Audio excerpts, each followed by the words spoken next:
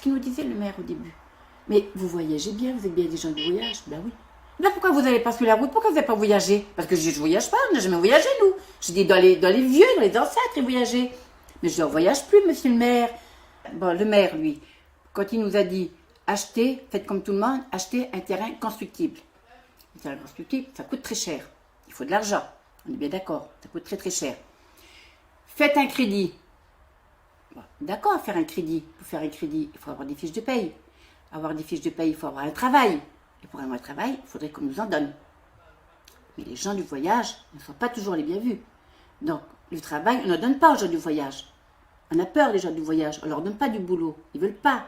Voilà. Certains, bon, moi, j'ai pu obtenir, parce que je n'ai pas baissé les bras, je me suis débrouillée, j'ai fait mes ménages, j'ai été appréciée. Bon, voilà. Mais je veux dire, certaines époques, les gens du voyage, non, ils n'avaient pas le droit de travailler. Donc, pas de travail, pas de fiche de paye, pas de fiche de paye, pas de crédit, on n'a pas d'argent pour acheter des terrains constructibles. Donc on achète avec nos moyens. On a bien essayé de percer ce mystère, mais jamais. Tout ce qu'on sait, c'est qu'on ne nous aime pas. Voilà. Enfin, certaines personnes maintenant arrivent à nous apprécier, c'est ce que je dis, mais bon, c'est vrai que quelque part, on reste les gens du voyage. Quand on écoute parler des gens du voyage, c'est les gens du voyage, et voilà. On porte ce nom marqué en gros dans le dos, même sur le front, on le porte. Voilà, il est très visible, très visible. Moi, je suis gitane et je reste gitane. Ça, c'est dans mes origines, mais jamais au grand jamais, je ne voudrais renier. Donc j'avais ma caravane, donc j'ai trouvé ce terrain à acheter, bon voilà, que j'ai payé avec les allocations de mes gamins. Ensuite, donc sur ce terrain, il existait un préfabriqué qu'on a arrangé du mieux qu'on a pu pour essayer d'y vivre avec la caravane. Les gamins ont grandi. J'ai voulu agrandir un peu le préfabriqué. Je n'ai pas eu le droit. Bon, bien sûr. Pas d'eau, pas d'électricité. Donc, on s'est débrouillé avec un groupe électrogène. Le problème, c'est que je prenais l'eau au cimetière à Pérignat. On a coupé l'eau parce qu'on n'avait pas le droit de prendre de l'eau. Voilà.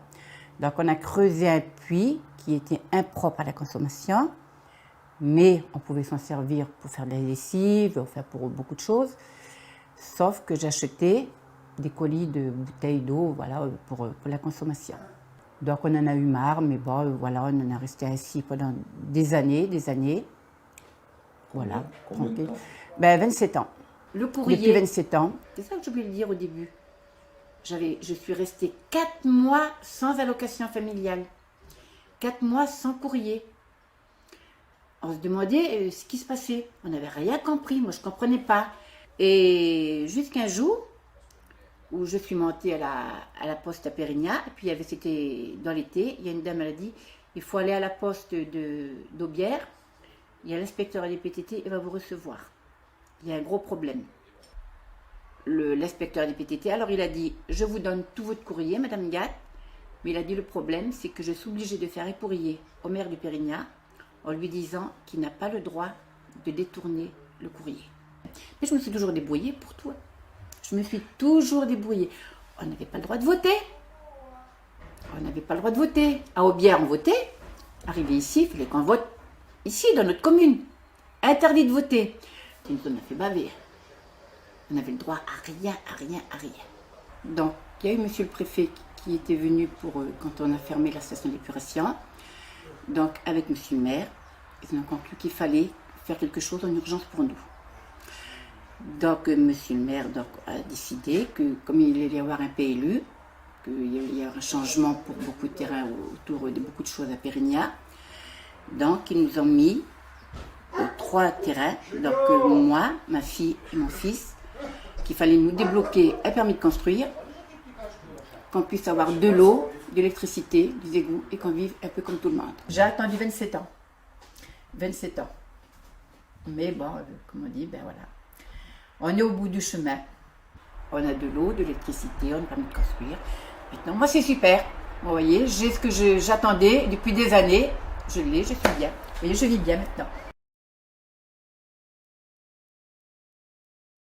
Ben, le fait que j'ai un papa qui est issu de la communauté de père et mère, donc pour moi c'est très important d'être attaché à mes origines par ça, par un papa qui qui a beaucoup voyagé jusqu'à ce qu'il se marie et qui a beaucoup travaillé dans la vannerie, ferraille. Donc, ça correspond à mes origines. C'est quelqu'un qui a travaillé très très tôt, à l'âge de 11 ans, qui est subvenu aux besoins d'une famille à l'âge de 18 ans. Donc, et je pense que toutes ces difficultés de la vie ont fait qu'il n'a pas voulu nous les faire partager et nous donner le contraire de ce qu'il a vécu quelque part. Voilà. Ne pas avoir une étiquette sur le front aux gens du voyage, mais tout en respectant ses origines, ne jamais oublier d'où on vient. Voilà. Parce qu'on a le sens de la famille, on a des croyances, beaucoup de valeurs, respecter nos anciens. Je pense que la personne qui est venue me trouver pour me demander si je voulais me présenter aux élections municipales n'avait aucun frein par rapport à mes origines. J'ai un papa et une maman qui étaient très fiers. Je pense que pour mon papa, c'était quelque chose d'inespéré que sa fille soit élue un jour, même si j'étais pas maire de la commune, mais pour lui, c'était... et justement, les gens de ma famille ou issus des gens du voyage, quand je leur dis que je suis élue, que je suis adjointe au maire aujourd'hui, pour eux, c'est valorisant. J'avoue que j'ai assisté à des réunions quand il y avait la mise en place des fameuses aires d'accueil dans le coin. Et certaines personnes ne voulaient pas l'accepter. Alors c'est quand même l'État qui finançait ça, mais on voulait surtout pas les garder dans notre commune. Alors que c'est des gens qui sont là depuis très très longtemps, donc c'était pas des gens qui nous posent problème. Donc, mais on sent quand même que on ne les veut pas.